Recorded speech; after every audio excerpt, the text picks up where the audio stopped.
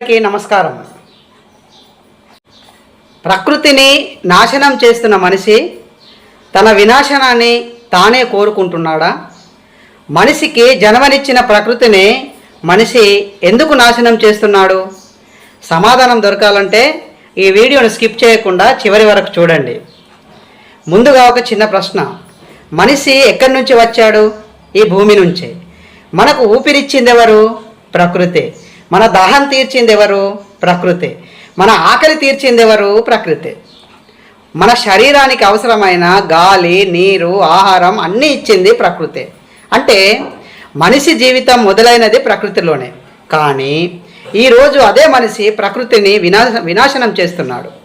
అడవులను నరికేస్తున్నాడు, నదులను కలుషితం చేస్తున్నాడు, చెరువులను పూడ్చేస్తున్నాడు, కొండలను తొలిచేస్తున్నాడు, గాలిని కూడా విషపూరితం చేసేస్తున్నాడు, భూమినైతే చెత్తతో నింపేస్తున్నాడు. అలాంటప్పుడు ఒక ప్రశ్న తప్పకుండా వస్తుంది. ప్రకృతిని నాశనం చేస్తున్న మనిషి నిజానికి తన భవిష్యత్తును నాశనం చేసుకుంటున్నాడా? చూడండి, నదిలో చెత్త వేసిన నువ్వు, నీటిని విషపూరితం చేసిన నువ్వు, ఒకరోజు ఆసుపత్రి మంచంపై కొంచెం నీళ్లు కావాలి అనే దుస్థితి వచ్చినప్పుడు నీ ప్రాణం కోసం వెతికేది ఆ నీటి కోసమే. కానీ నీకు ఆ సమయంలో దాహం తీర్చేది కేవలం నీరు కాదు, అది నీ శరీరంలో ప్రవహించే జీవం కదా. మరి ఆ నీటిని నువ్వు కలుషితం చేస్తున్నావా లేక స్వచ్ఛందంగా ఉంచుతున్నావా? భూమిని ముక్కలు చేసి అమ్ముకున్న నువ్వు, భూమిని కాంక్రీట్తో కప్పేసిన నువ్వు, చివరికి నీ శరీరం అలసిపోయినప్పుడు కూడా తన ఒడిలోకి అదే భూమి తీసుకుంటుంది కదా. నువ్వు ఇవన్నీ విధవ పనులు చేసినప్పుడు భూమిని జయించినాననే భ్రమలో ఉండకు మిత్రమా. భూమి మీద నీకు ఉన్న హక్కును నువ్వు కోల్పోతున్నావనే విషయాన్ని గుర్తించుకోవాలి. నీడ కావాలని చెట్టు కింద నిలబడిన నువ్వే అభివృద్ధి పేరుతో ఆ చెట్టుని నరికేస్తున్నావు. ఎండ మండిన రోజు నీడ కోసం వెతుకుతున్నప్పుడు నువ్వు నరికేసిన ఆ చెట్టు నీకు గుర్తుకు వచ్చినప్పుడు, ఆ బాధ ఏమిటో నువ్వు కల్లారా చూసినప్పుడు, మళ్ళీ ఆ చెట్టు ఉంటే బాగుండేదే అనే దుస్థితి వచ్చినప్పుడు ఆ చెట్టు యొక్క ఆవశ్యకత నీకు అర్థమవుతుంది.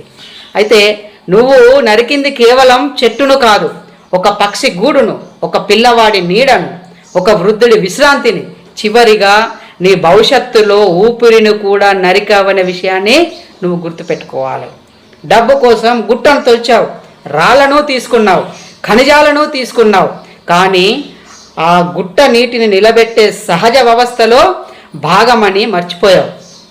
ఒకరోజు వర్షం దారి తప్పి నీ ఇంటి తలుపు తట్టినప్పుడు వరద ఎందుకు వచ్చింది అని అడగకు.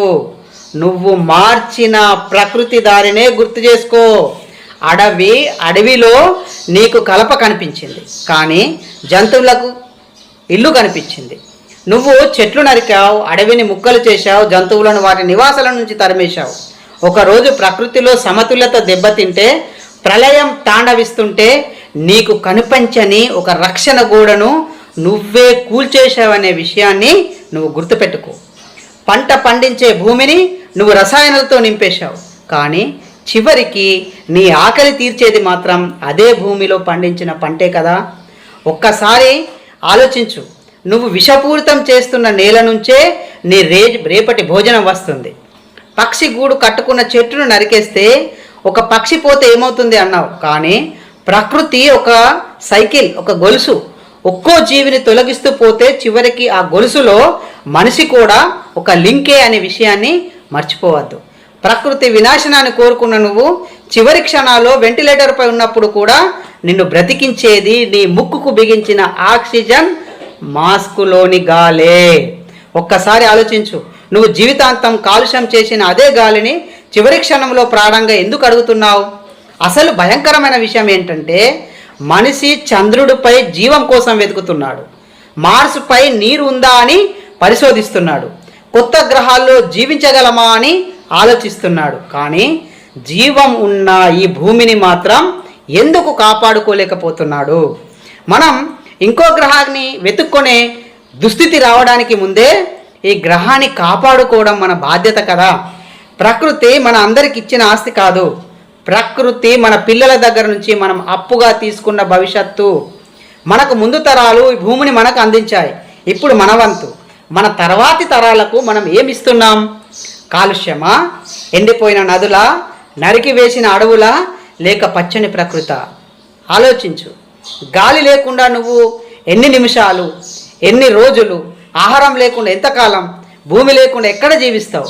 ప్రకృతి లేకుండా మనిషి మనుగడ అనే పదానికి అర్థముందా? ఒక్కసారి మనస్ఫూర్తిగా ఆలోచించండి. ప్రకృతిని నాశనం చేస్తున్న మనిషి ప్రకృతిని కాదు, తన స్వంత భవిష్యత్తుని నాశనం చేస్తున్నాడు.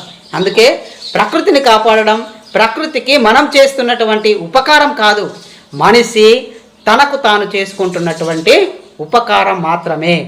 ప్రకృతిని నాశనం చేస్తూ మనిషి తన వినాశనాన్ని రాసుకుంటున్నాడు అనే విషయాన్ని మనము ఎన్ని ఉదాహరణలతో సహా తెలుసుకున్నాం. ప్రకృతి మనకు పూర్వీకుల నుంచి వచ్చిన ఆస్తి కాదు, మన పిల్లల నుంచి మనం అప్పుగా తీసుకున్న భవిష్యత్తు. మరి అప్పును మనం వినాశనంతో చెరిగి తెలిద్దామా, లేక పచ్చని ప్రకృతిని మన భావితరాలకు అందిద్దామా? మీ అభిప్రాయాన్ని కామెంట్ రూపంలో తెలియజేయండి. ఈ వీడియో మీకు నచ్చితే లైక్ చేయండి, షేర్ చేయండి. ప్రకృతి రక్షణ కోసం మనమందరం కట్టుబడి ఉందాం, ప్రకృతిని కాపాడుకుందాం, మనల్ని మనం రక్షించుకుందాం. ధన్యవాదాలు.